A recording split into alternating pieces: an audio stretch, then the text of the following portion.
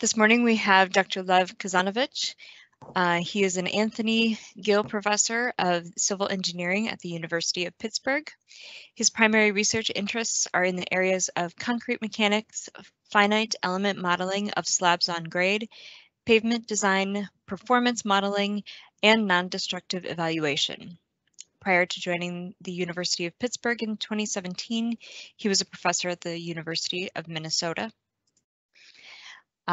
So he's with us today to discuss his rigid project on early opening, and I will leave my other comments for the end of the presentation, but once again, welcome to This Research Pays Off, and I will turn it over to Lev.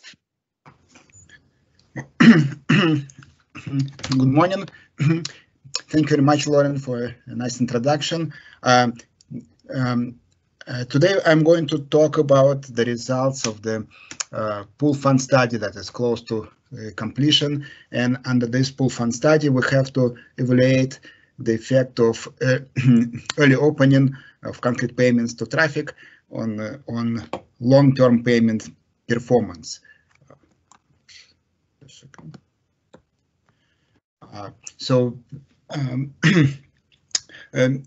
The objectives of the study was to evaluate any visible and non-visible immediate damage that early opening can cause to payments, and to try to quantify and predict long-term damage.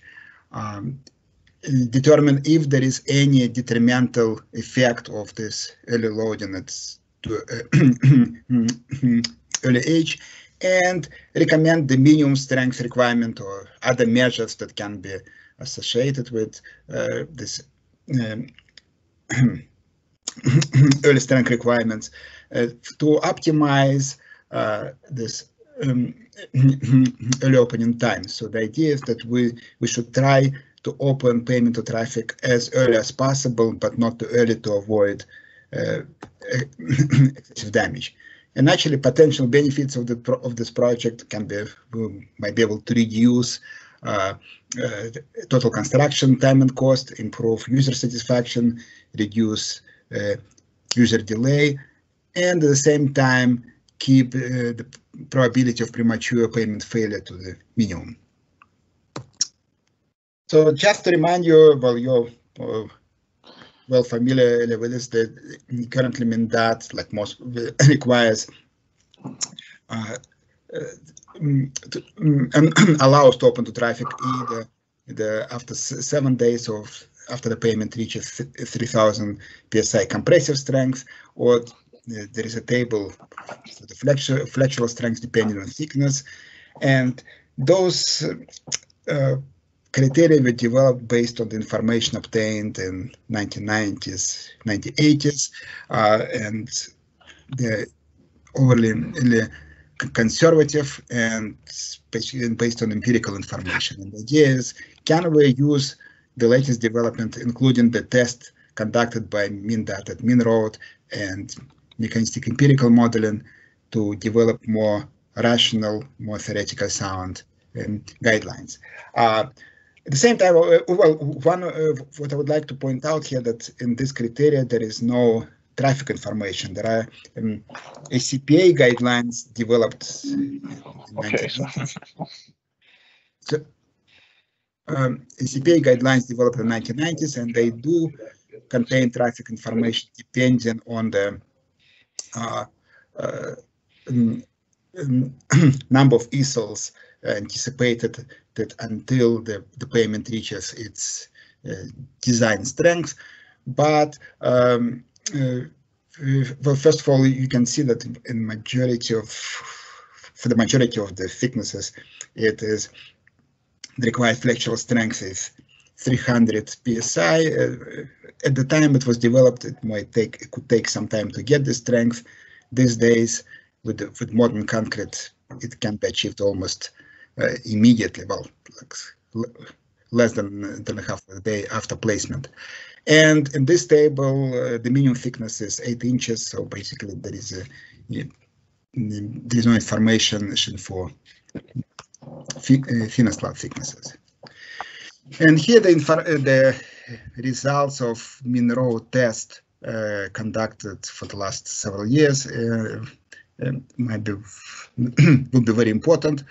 So you can see this cells X24 from 124 to 624 built in 2017, and they have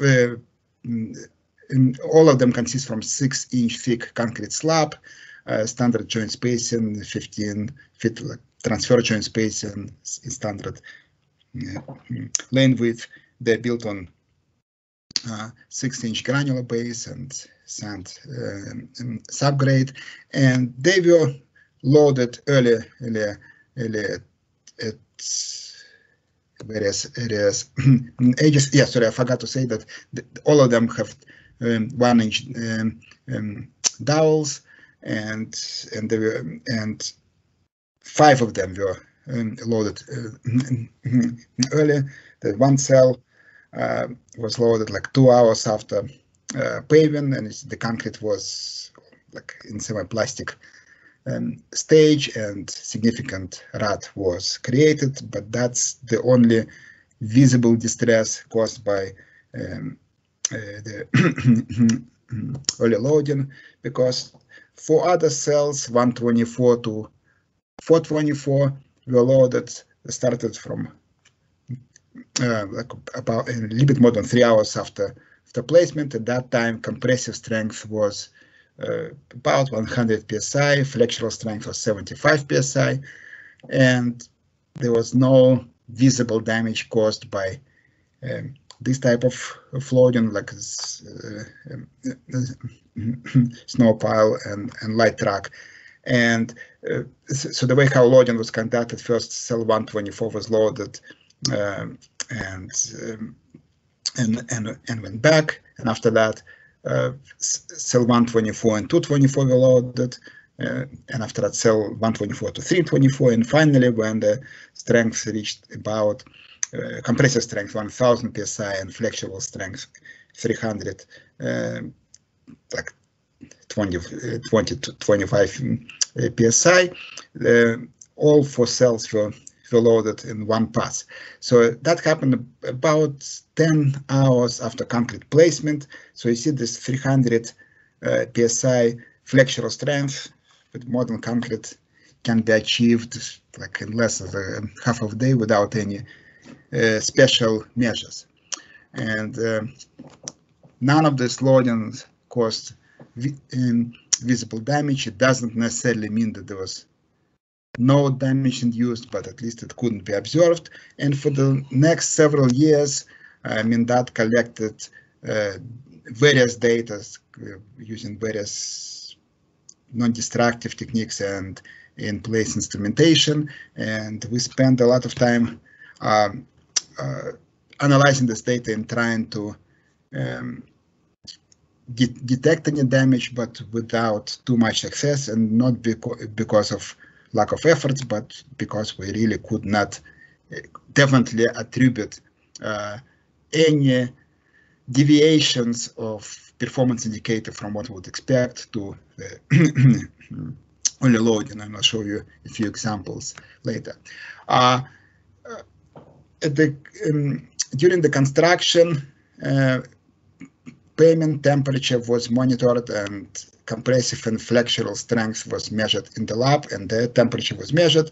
And here you can see lab developed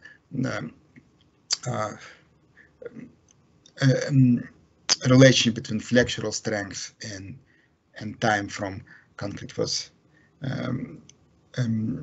specimen forecast, and those curves could be converted into so-called maturity strength curves, and instead of measuring flexural strength versus time, we integrate the temperature of the specimen over time, and that parameter is called maturity. So if it's like internal clocks of the concrete, if the temperature is higher, then in this case it says that time is flying faster for concrete. If temperature is lower, then time move slow for concrete.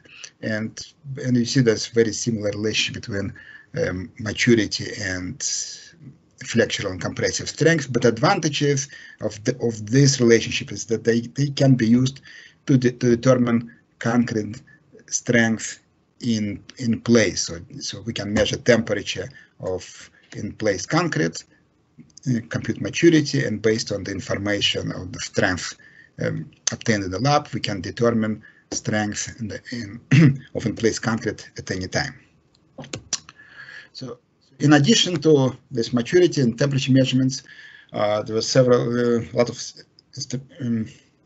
strain measurements and another type of measurements. I present them in the past, so I'm not going to repeat myself. There was some measurements taken by using an ultrasound tomography device MIRA, and we try to detect damage using various indexes we developed in the past, and we try to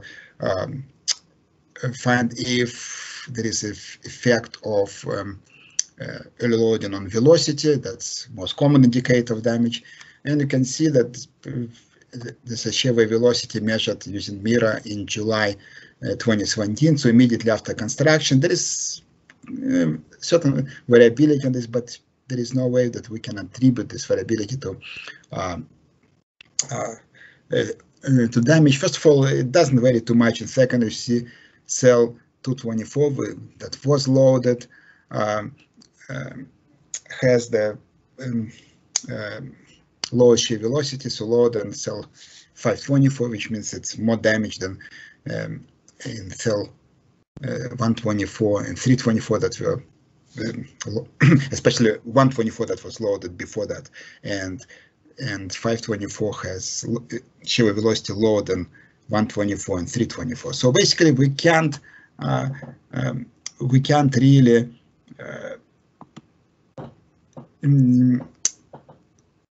say definitely based on this information that there was any damage caused by early loading. Another interesting information that we obtained using the fallen weight deflectometer testing, and especially testing at joints, and you can see the low transfer efficiency for inside lane. And first of all, you see significant seasonal effect. Second, you can see that especially after 3 years, the low transfer efficiency is much lower than we would expect for a dull joint. But on the other hand, we can't really claim that this is due to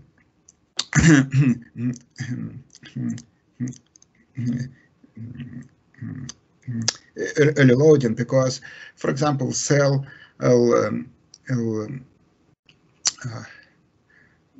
like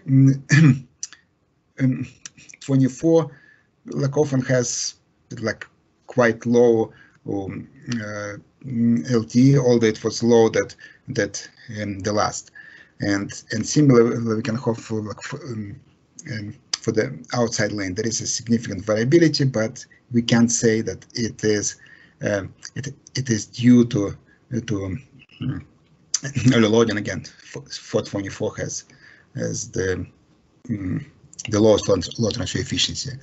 So we can see that we can say that it's lower than we would expect, but if it's caused by the early load or not, it still remains to be seen. In terms of IRI, all sections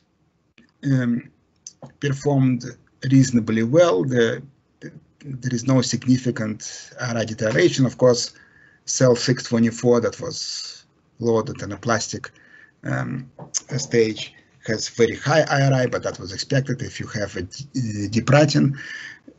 In terms of other cells, again, it's hard to say. For example, here you see cell 524 has the highest IRI among non-620, if exclude 624, but it can be explained that the measurements of 624 affected right quality measurement for cell 524, and cell 524 is a control cell that was not loaded, but still, first of all, the difference in write quality between the remaining cells is not very high, and for example, cell 324 like has the same write quality than 224 for a long time, and those two cells that were loaded at early age, and here it's inside lane, and you can see it a little bit better in the for the outside lane, because here we don't 624 had better write it, but you can see like cell 124 that loaded first is a little bit rougher, but not much rougher, and basically different between 524 and 124 and 324 is not very high, and 324 is still the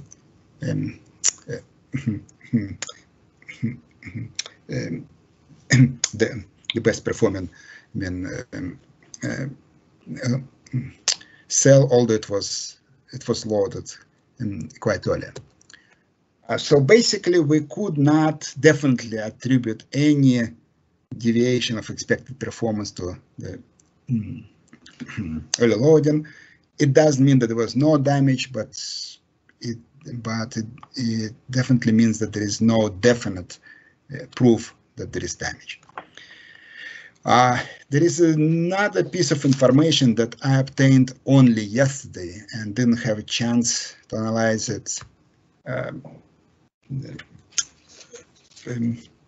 rigorously. It's the result of ultrasound tomography testing conducted, I believe, a few days ago, if not yesterday, and we can see the cell 124, and if it would be sound concrete, well, my understanding that the measurements were taken near the joint, and you can see the back wall reflection about 6 inches below the surface, and it confirmed that the pavement is 6 inch thick, so 150 millimeter, 6 inch thick. But if it would be a sound concrete, there would be one red circle corresponding to this dowel, but it's not. You see, there is a significant area showing a very high reflection level. There are many possible explanations for that. One of the explanations, there is a damage around dowels, but it's also possible that kind of the signal should be better filtered, and it's just normal interference and reflections, because it's pretty thin pavement, and dowel is 1 inch, so relatively close to the surface. So it's possible that there is no damage, it's just a false positive signal. But on the other hand, even cell 524 shows kind of strange reflections here. If this green circle can be attributed to the dowel, but it's hard to say what causes reflections here close by. Again, it might be false positive. When I have a chance, I'll analyze it more carefully. But again, it confirms that there might be damage, but might be not. And if we can attribute damage here to early loading, then it's hard to say what caused damage here, because cell 524 was a control cell. Okay, so now one of the challenges created by this project was to explain why this pavement didn't fail immediately. And if we perform an ice-lab analysis, let's say if we throw a not very high positive temperature gradient and apply 18 kip single axle load or 12 kip single axle load close to the edge, we will have very high stresses like 400 psi flexible stress, 540 psi if it's 18 kip single axle load. So basically, it says that stresses could be quite significant, but if you remember, the flexural strength varied from 100 psi to 300 psi during testing, and the pavement did not fail. And there are two explanations. Number one, when the tensile strength is equal to flexural strength, it doesn't necessarily mean that the pavement should fail, because the flexural strength is determined from the simply supported beam. And here we have a slab on grade, so there is a significant stress distribution, and the research conducted by Professor Rossler indicated that the actually flexural strength of the slab is significantly higher than the flexural strength of the beam. So that should be taken into account. But there are some other effects. For example, if we move the load a little bit away from the joint, then stresses are already reduced significantly. This is 372 psi for 18 kip single axle load and 279 psi for the 12 kip single axle load. And moreover, if there is no temperature gradient acting, then the stresses are even lower. And here you see 197 to 289, but in reality it's slightly misleading because the stresses occur immediately under the load. But if you're talking about critical stresses at the slab edge, they're much lower, and that can explain why the pavement did not fail. So if the loading was applied at the time when the temperature gradient wasn't significant and the load was not applied at the critical location, then the pavement didn't have to fail. But that itself creates a challenge, because for the early opening criteria, we can't rely on luck. We can't say that we cannot open to traffic and hope that the worst case scenario would not occur. So, and you can see that the temperature distribution can vary significant over day, and if we use the pavement ME to simulate pavements for the various locations and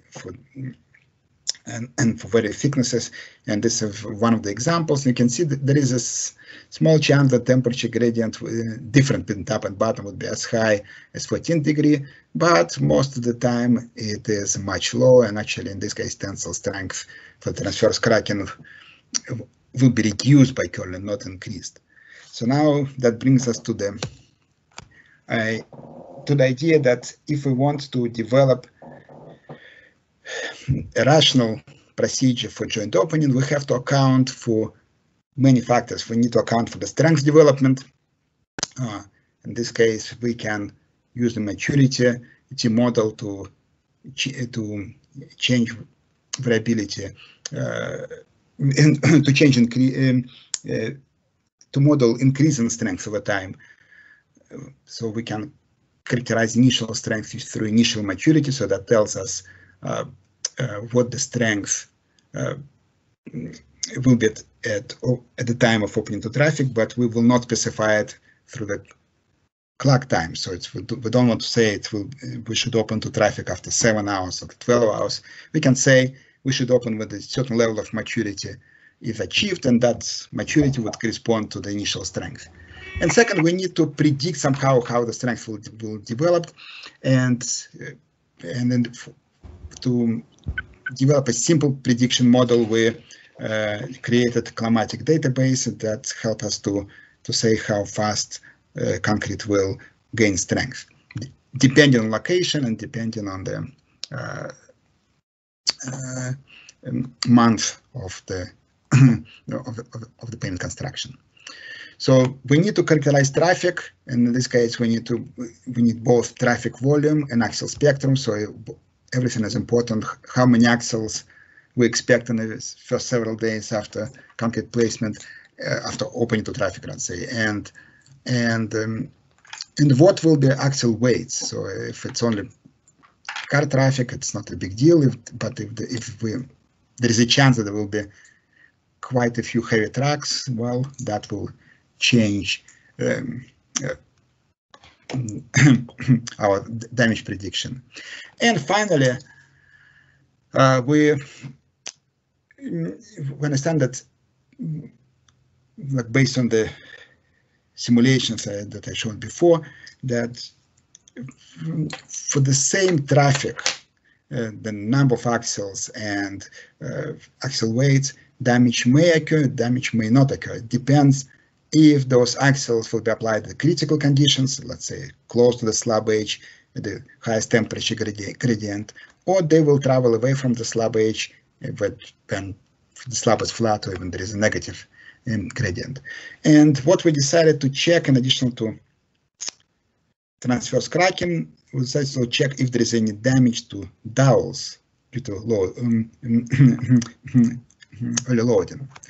So just to show a strength prediction, so what we to say that the user should select location and construction month, and from database we estimate mean concrete temperature at the mid depth, and we can estimate increase in maturity after the opening traffic using this simple equation, and it's very simple. But when we when we compare it with our predictions, then actually we found that it works reasonably well. Here you see flexural strength versus maturity developed based on the data collected at Minrod, and we use this maturity to predict strength using the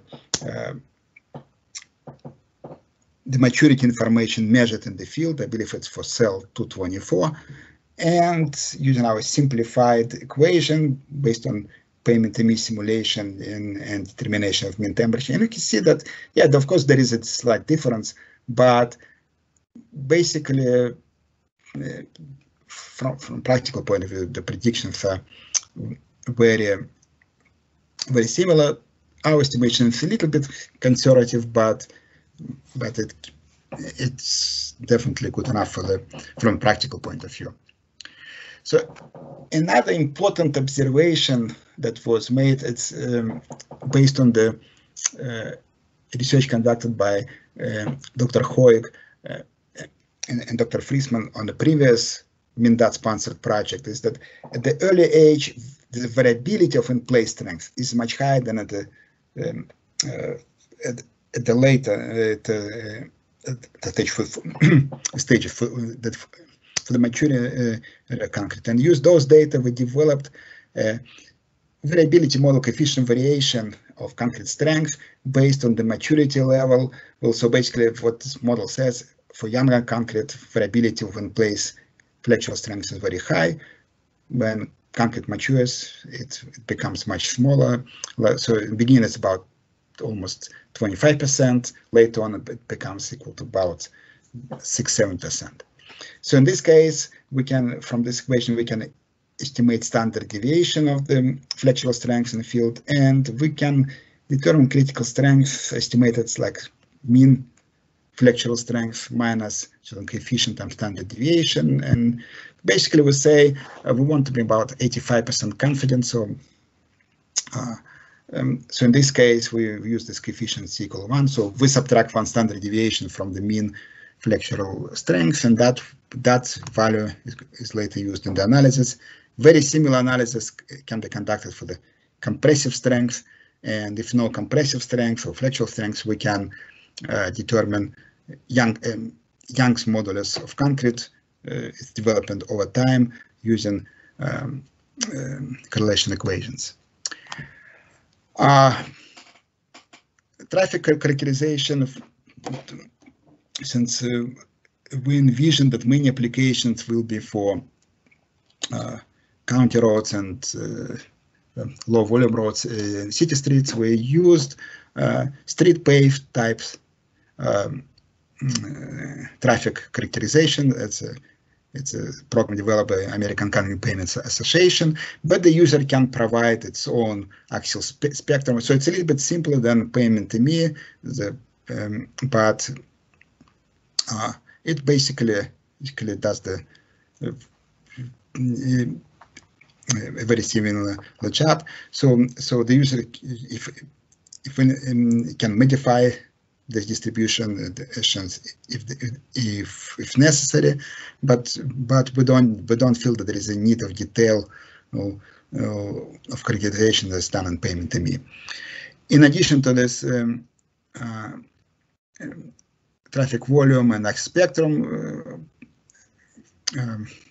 we take into account traffic wanda, so we assume that wheel path is 18 inches and traffic wanda standard deviation is 10 inches.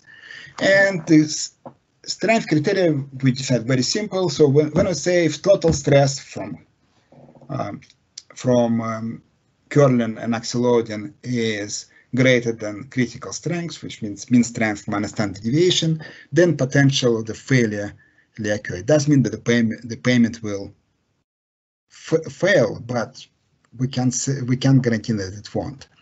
So basically, if we know how to predict critical strength for any time, so we developed a procedure for prediction stresses caused by axial loading. So in this case, it's quite sophisticated procedure. It's somewhere between complexity between Westergaard equation, simple Westergaard equation, and MEPDG neural networks that accounts for many factors. In this case, we just account for axial weight, axial type, distance from the edge, slab properties, maybe edge support. So it's much faster, but still quite rigorous. And we develop neural networks for stresses. For curling, we decided to use just Westergaard equation because we feel that it's at early age the payment doesn't separate significantly from the subgrade. But we made one modification. We say that static k-values is equal to half of dynamic k-values. So when the payment load is loaded fast by axial load, subgrade behaves as a stiffer substance than when temperature is acting and temperature is a slow process. Then some stresses may relax during this loading. So basically that's and this assumption slightly reduces curling stresses, but not significantly.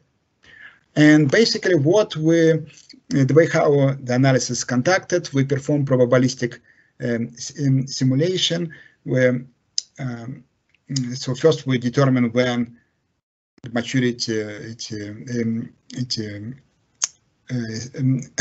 what time will take for the concrete to achieve the design strength, and that's based on maturity calculations, and we divide that period from early opening to the strength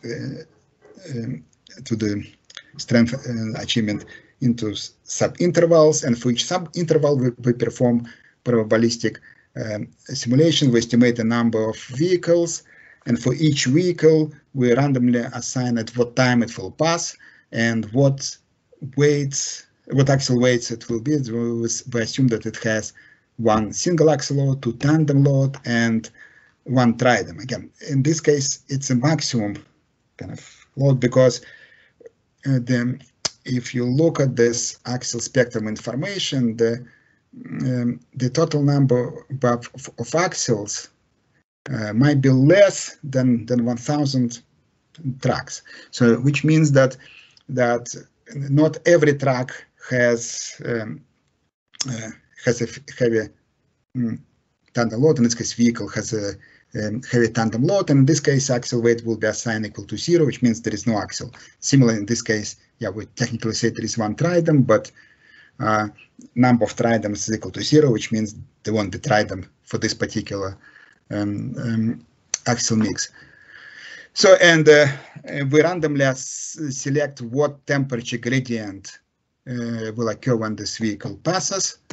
And basically we perform the simulations and based on number of vehicles, and we determine number of failures. But we understand that itself is not sufficient because that represents only one scenario when the vehicle were passing. So to develop a more comprehensive assessment of the situation, we perform the simulations and times.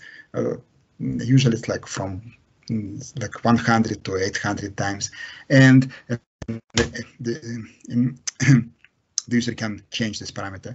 And so basically we compute total number of failures and divide by number of vehicles, number of simulations, subtract 1, multiply 100%, and that will tell us what are the chances that the payment will not fail due to early loading. And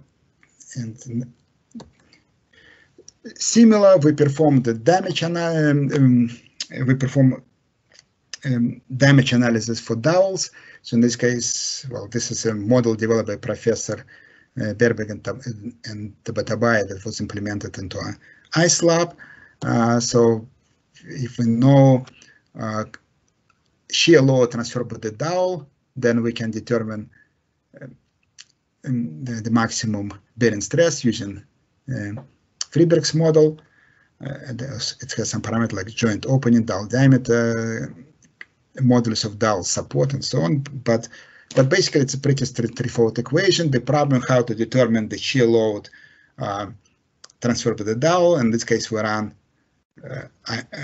iSlab 2000 to determine this load, because this load depends on many parameters like axial position, axial weight, and dowel location. Depending how far from the edge, the loads will be different. So, and we developed neural networks to predict those critical dowel stresses, and we compare them with the allowable bearing stresses. It's an ACI equation, compressive strength times 4 minus dowel diameter divided by 3. And very similar, we compute number of failures, and we determine number of reliability that there was dowels will not fail is a number of failures divided by total number of simulations times number of vehicles. So basically that's what, at a nutshell, the analysis we proposed, and the modeling was done in Fortran. Of course, when we developed it, we introduced more features than we could eventually analyze, but to make it user-friendly and make it easy to update, we decided to make it as a web-based tool, web-based application, and we run it on Azure Cloud. And this is a link to the site. Currently, I would ask you maybe to wait 1 or 2 days before running it. It's fully operational, but if too many people start trying to reach it at the same time, there might be some problems. I need to eliminate to allow this multi-sharing, but it's fully operational, and I'll show you demos. So for the sake of time, I would show you pre-recorded if I just can. Yes. So, but later, if we have time, I can perform live simulations. The user can select location, construction month. In this case, we'll select July. We say how many trucks per day we expect. Before we select the traffic pattern, and in this case, it's predetermined, but the user can provide its own traffic pattern. So select concrete thickness, the coefficient thermal expansion is 5⁻⁻⁶. We say there is no tight PCC shoulder. And when we change maturity, you see this immediately changes flexural strength. At the time of it was reduced to 270. We can there are also some settings, so we can change parameters of the maturity model for flexural strength, for compressor. If we change the parameters, then again flexural strength will immediately change. Now it's 500. Let's go back and return it to the original model. So it's if I return it to, yeah, it goes back to about 267. Just a second. Should go back. Oh yeah, first we'll show what other parameters we can change, number of repetitions, and our simulation so on. So now we click OK and go back to the flexural strengths, and we click the submit button and performs simulations.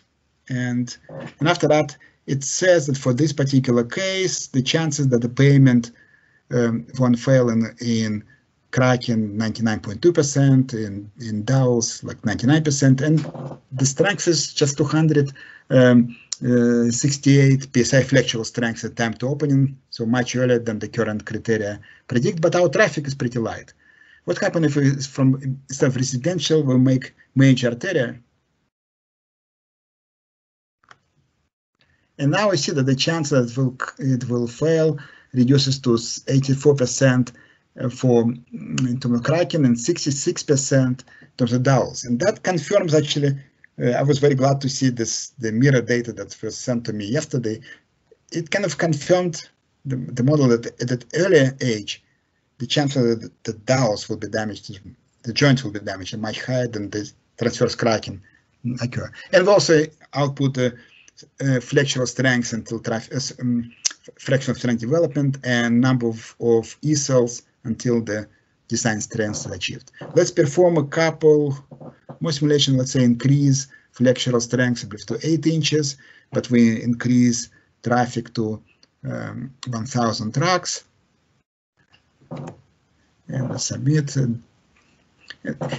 When we for this level of tracks, actually simulation is much longer, so I reduced it for the time. So, but you see that if it's flexural strength is about 450 psi, then there is no damage. If it's about 370, there is some damage, but we might be willing to accept this risk. But if we open it at 267 flexural strength, that we could expect significant damage.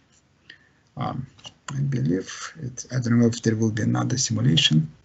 Yeah, and we can further increase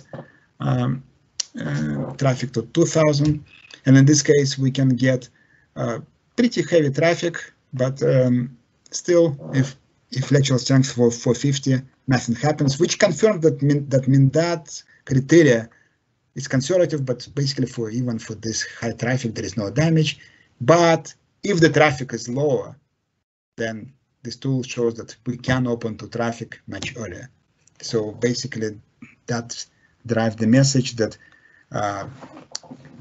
the criteria we have now, then they're good, but they're too conservative. Actually, I intentionally put very light traffic, and we see there is very little damage for them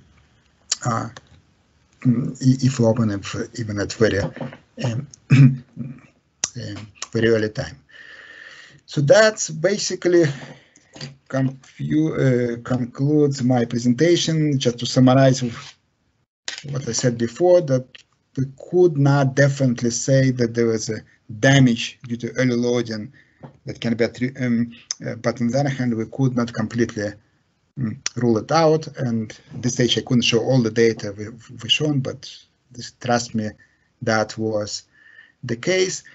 But at the same time, the mechanistic tool we developed actually agrees with what we saw in the lab, explains what we saw in the lab, and allows to extrapolate it, and even kind of supports the data that we didn't have at the time when the tools developed. So it does show, we do show that loading at early age might cause DAO damage, and thus the chance of DAO failure is much higher than actually Kraken failure. But with this tool, we can take it into account, and basically it's a very simple to use tool. It comes with a quite comprehensive climate database, so it can be used. The computation doesn't take longer than like 30 seconds, so it's reasonably fast, and it's adaptive to many situations. So I hope that we created a useful tool, and it will be used by transportation agency in the future. But of course, we will be very happy to get any feedback, and we'll make whatever adjustments are necessary. That concludes my presentation. I would be happy to answer any questions you might have. Thank you. Thank you so much, Dr. Kazanovic.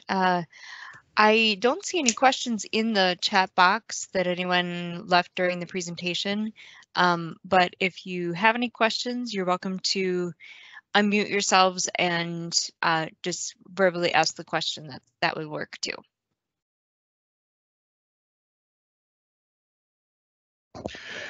Oh, I see a question here. I have Okay. a general question. Pete Kemp, Sure. Wisconsin DOT.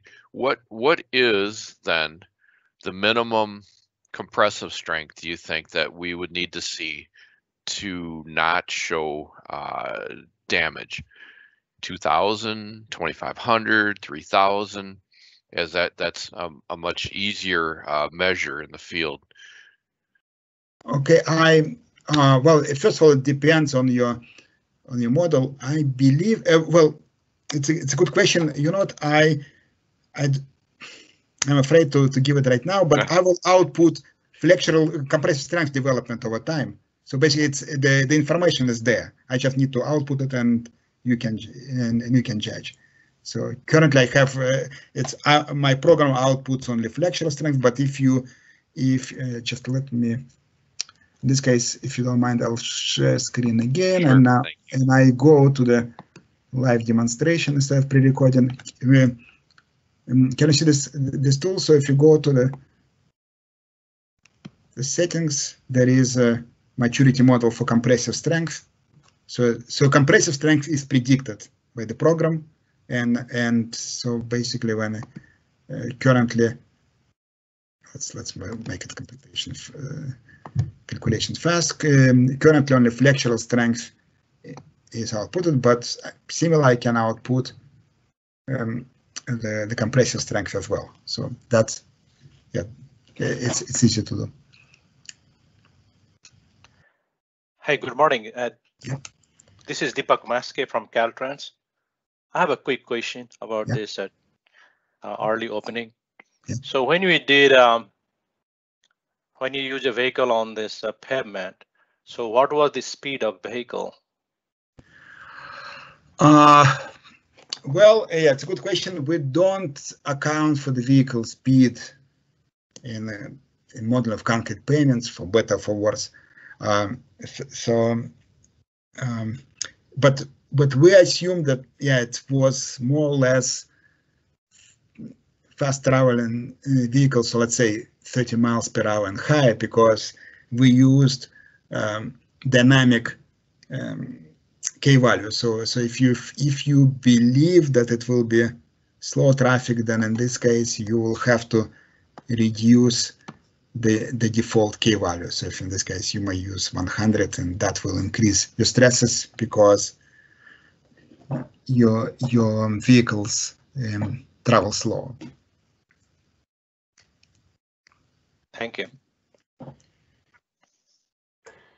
This is Kurt Dunn from North Dakota. I was maybe following up on what Peter's question was there. What's an acceptable risk, I guess, that a person, you know, I see you have different risks.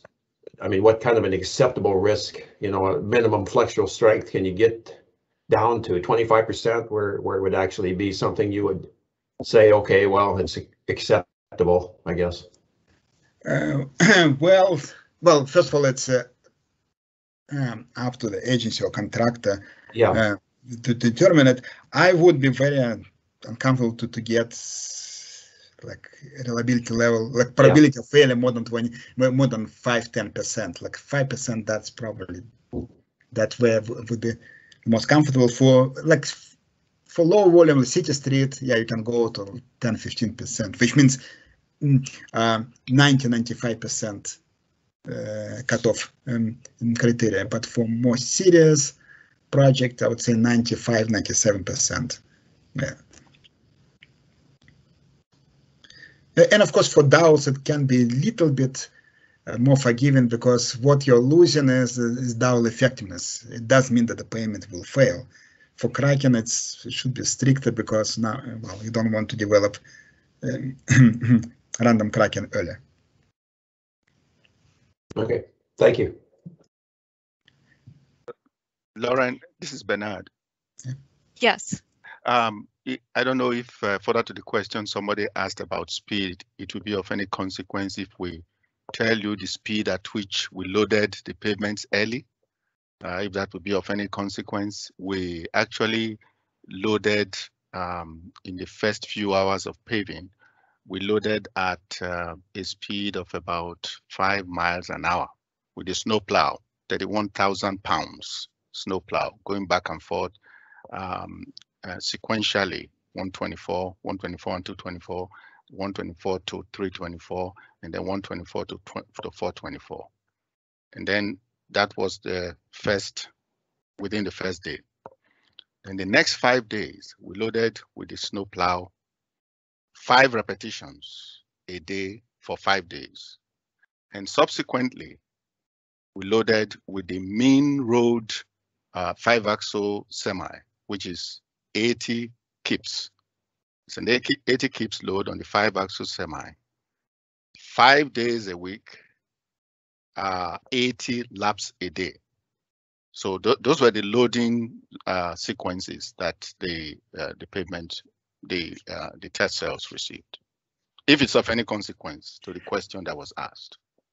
Well, and in our analysis, we did assume that the early loading was done at low speed when for forensic analysis of the payments. So when we perform iSLAB simulation, because we use the same K value for for curling and loading, but later on for simulations we assume that loading was done with the normal speed, because that. Additionally, the 5-axle semi actually moves at 40 miles an hour, making the laps around Main Road. That's 40 miles an hour.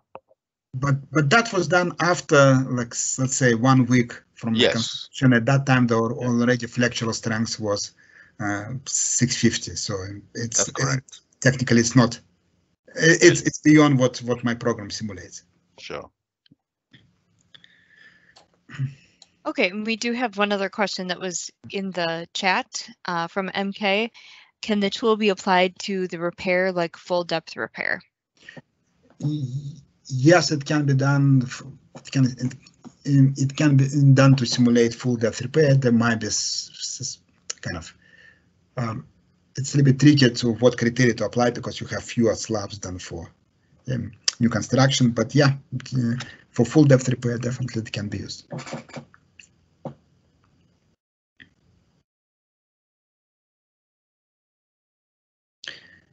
And another, but in this case, the main objective was not to model conventional mixes. So there is a chance that when you use high early strength concrete, there will be some other issues involved. So in this case, we analyze conventional mixes, but we account for the fact that strength is developing faster than it was.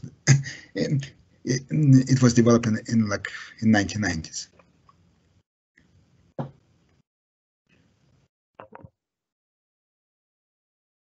Any other questions? We still have a couple minutes left. If there's any other questions or other comments.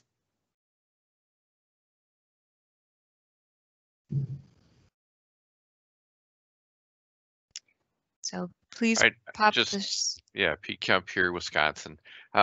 Very, very interesting tool. I haven't looked at it, obviously, but if you were to say run a I don't know 12-inch concrete pavement repair at a nominal temperature of, I don't know, 70 degrees, what would your program tell us as a minimum strength at interstate level traffic, driving 70 miles an hour over the top of this stuff? Well, currently the program is allowed to specify the temperature, so maybe I need to add it later. But let's say it's done in May, and we would like to do it in Wisconsin. We have, yes, let's say Milwaukee. We have 12-inch thick pavement. Down diameter in this case will be 1.5.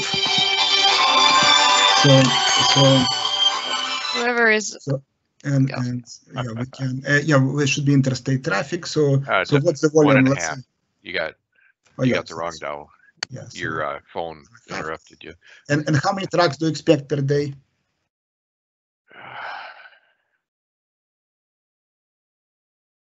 Oh, I don't know, 1,000. 1,000. That's just a guess. Yeah, well, yeah, but you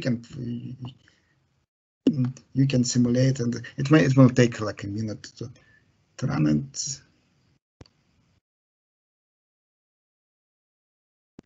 So, of course, when you have live demonstration, everything goes wrong.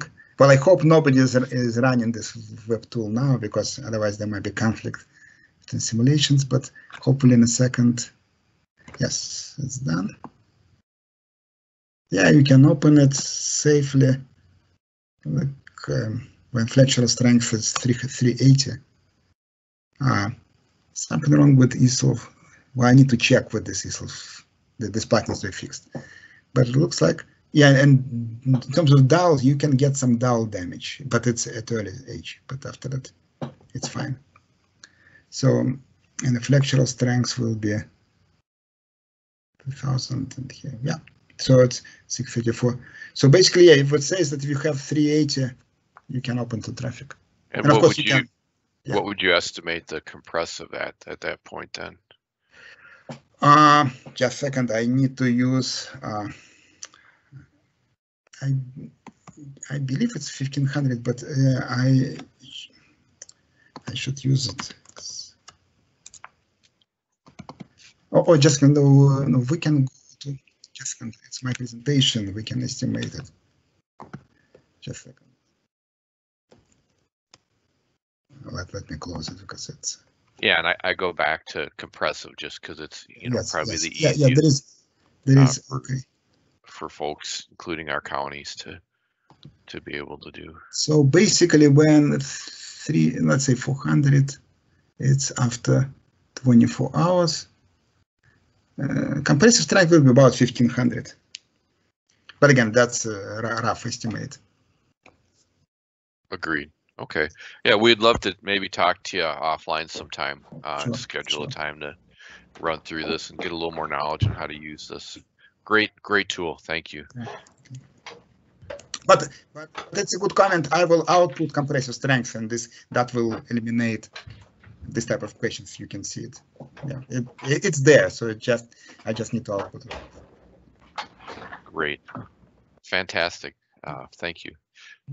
And then I do see one more question. How close is this in strength to initial saw cut time? I would think these would be fairly close. Yeah, it's at this stage where, yeah,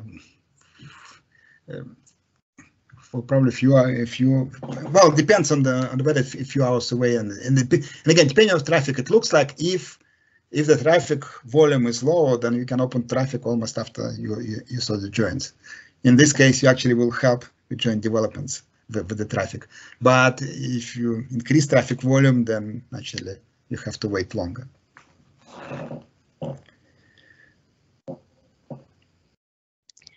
Okay, well, we are at 10:59, so I think we will wrap up. If you have any other questions, feel free to contact Dr. Kazanovic directly. Or you can contact Bernard. Sorry, you contact Bernard, and he will forward the questions to me. Okay. Bernard is a project. Sorry, I forgot. Sorry, I forgot to put the last slide's acknowledgement. So I would like to thank Bernard. Sure. Yes, and sorry, it's Bernard. Of course, he's project manager, and Mindat folks, Maria Mastins, Len Palek, and like Tom Burnham, many people who contributed the report, and NRA that sponsored this research, and American Engineering Testing that conducted the testing. Sorry, I was going to say it, but I forgot it. Okay. That's all right. We will have a link to the project page where people can see all of those contributors and their contact information as well. Once again, we will have this recording up on our YouTube channel if you would like to refer back to it, hopefully by the end of this week. And one other announcement I wanted to make was just a reminder about our fall workshop, which is scheduled for September 13th through the 15th of this year. We are hoping to get together in person, and we will also be arranging some online options for those who might not be able to travel. But we are announcing the official information on Thursday via email. So please watch your inboxes for that in the next couple days. So thank you very much for joining us, everyone. And we will see you next month in August for the next Research Pays Off. Thank you. Thank you, everybody. Thank you. Thank you.